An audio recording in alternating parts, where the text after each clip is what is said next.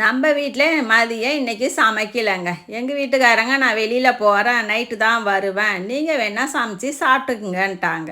சரி நம்ம தானே இருக்கோம், கொஞ்சம் லேட்டாக சமைச்சிப்போமேன்னுட்டு இருந்துட்டேன். சாயங்காலம் 4 மணி போல் சமைச்சி போன்னுட்டு பீக்கங்காய் போட்டு புளிக்குழம்பு வச்சுருவான்ப்பான்னு எங்கள் வீட்டு பிள்ளைய கேட்டால் வச்சுருங்கம்மான்னுச்சு. சரி நானும் நல்லா புளியெலாம் கரைச்சி குழம்பு கூட்டி எடுத்துக்கிட்டு எல்லாம் காத்தாட விறகு அடுப்பில் வச்சு சமைப்போம் மண் சட்டியிலன்னு தூக்கிக்கிட்டு வந்து எப்போதும் வைக்கிற குழம்பு தாங்க, ஒன்றும் வித்தியாசம்லாம் இல்லை. எப்போதும் வைக்கிற வெங்காயம் தக்காளி போட்டு புளி குழம்பு தான். அதை அப்படியே நல்லா வதக்கி விட்டு, ஆனால் அந்த மண் சட்டியில் வதக்கும்போது அது ஒரு வாசனை தாங்க, அது தனியாக தெரியுது.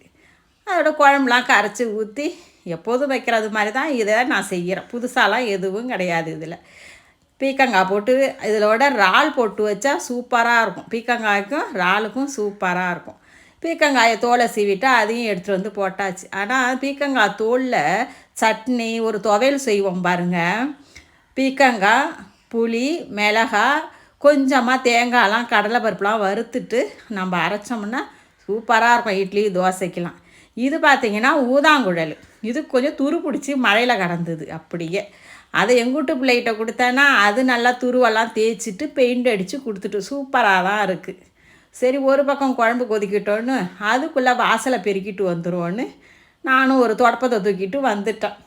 வந்து வாசலெல்லாம் பெருக்கி ஒரு கோலத்தை போட்டுட்டு அதுக்கப்புறம் நம்ம சாதம் வச்சு சாப்பிட்டுக்கலான்னுட்டு வாசலை பெருக்கி ஒரு கோலத்தையும் போடுறோம். இந்த கோலம் எப்படி இருக்குன்னுட்டு சிம்பிளாக தான் போடுறேன், எப்படி இருக்குன்னு கமெண்டில் சொல்லுங்கள். அப்புறம் இந்த பக்கம் கொஞ்சம் மல்லியை தெளித்து விட்டு வச்சுருந்தேன். அது பார்த்திங்கன்னா கொச்சன்னு கிளம்பி நல்லா முசுன்னு வந்துட்டுது. அதில் கொஞ்சம் தண்ணியை தெளித்து விட்டு பார்க்கும்போதே நல்லா பசுமையாக இருக்குது.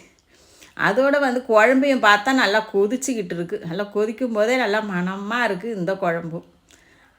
அதில் கடைசியாக நம்ம வந்து ஒரு 5-6 பூண்டு பல்லை தட்டி போட்டு வச்சோம்னா அந்த பூண்டோட வாசனை கடைசியாக சேர்க்கும்போது அவ்வளோ வாசனையாகவும் இருக்கும், குழம்பும் டேஸ்ட்டாகவும் இருக்கும். இதை மாதிரி நல்லா தட்டி எடுத்து அந்த குழம்புல நம்ம இப்போ சேர்த்துட்டோம். இது ஒரு கொதி வரும்போதே வருது பாருங்கள். அந்த வாசனை வரும்போதே நமக்கு இங்கே பசி எடுக்க ஆரம்பிச்சிட்டு, சரி இதுக்கு மேலே நம்மளால் முடியாதுன்னுட்டு நானும் குழம்பு ஒரு கிண்டி பார்த்துட்டு சாதத்தையும் போட்டு எடுத்துகிட்டு வந்துடுறேன். நாங்கள்லாம் வந்து குழம்பு வந்து கொஞ்சம் தண்ணியாக தாங்க வைப்பேன். கொஞ்சம் திக்காக வேணும்னா இன்னும் கொஞ்சம் நேரம் நீங்கள் கொதிக்க விட்டுக்குங்க. எனக்கு இது மாதிரி தான் ஊற்றி சாப்பிட பிடிக்கும். அதோட அவிச்ச முட்டையும் வச்சு எப்பயுமே நான் புளிக்குழம்பு வச்சேன்னா கொத்தரங்காய் வறுத்து தான் பொரித்து சாப்பிடும். அது எனக்கு ரொம்ப பிடிக்கும். நாளை ஒரு மினி விலாகில் சந்திப்போம்.